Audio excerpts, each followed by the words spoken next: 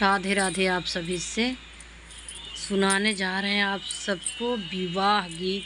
बेटी विवाह गीत। कैसे लगी हमारी गीत कमेंट बॉक्स में लिखकर आप सब बताना। हमारी वीडियो को लाइक सब्सक्राइब करना। जितने भाई बहन हमारे चैनल पे नए हो सब्सक्राइब करें, चैनल को ज़्यादा से ज़्यादा शेयर करें,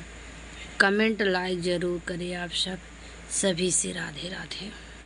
बाबा दुअर वानी मिया एक पेड़वा झुरे झुरे शीतल बिहार रे ललन मायर झुरे झुरे शीतली बिहार रे ललन बाबा दुवर वानी मिया एक पेड़वा झूर झूर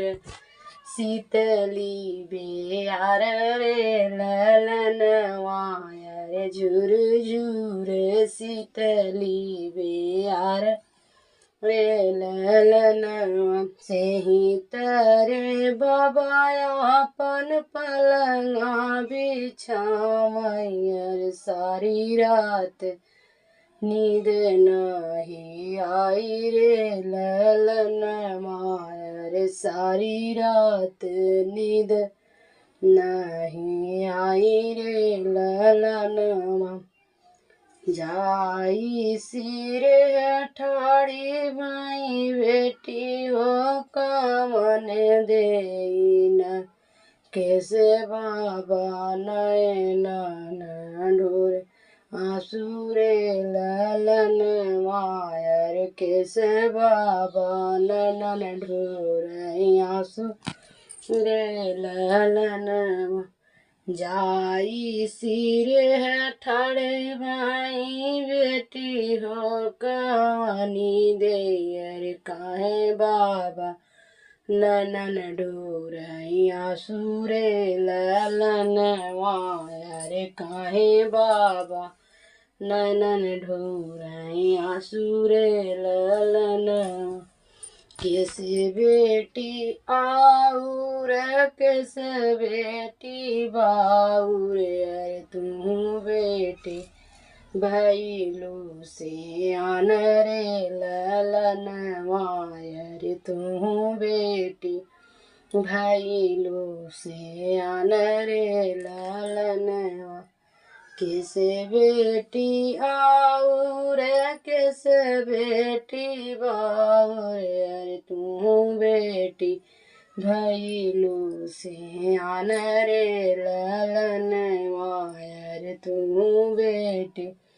भैलू से आन रे ललन वहीं रे बबैया कैसे नींद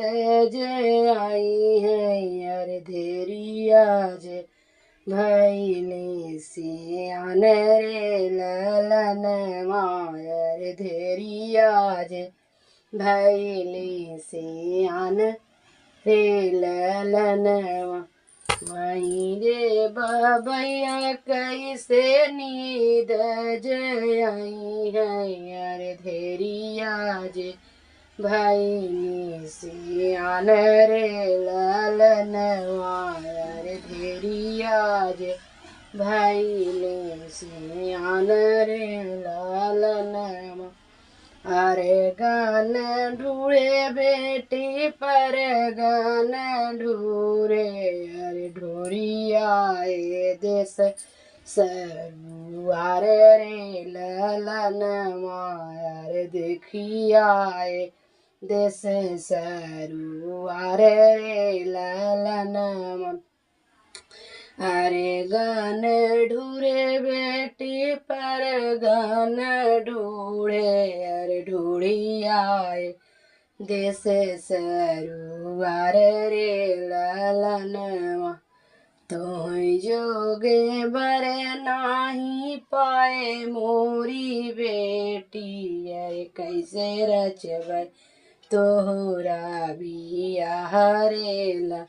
लन मायर कैसे करबै तोहरा बियाह रे ललनवा तोरे जोगे बर नाही पाए मोरी बेटी। अरे कैसे करबै तोहरा बियाह रे ललनवा। अरे कैसे करबै तोहरा बियाह रे ललनवा।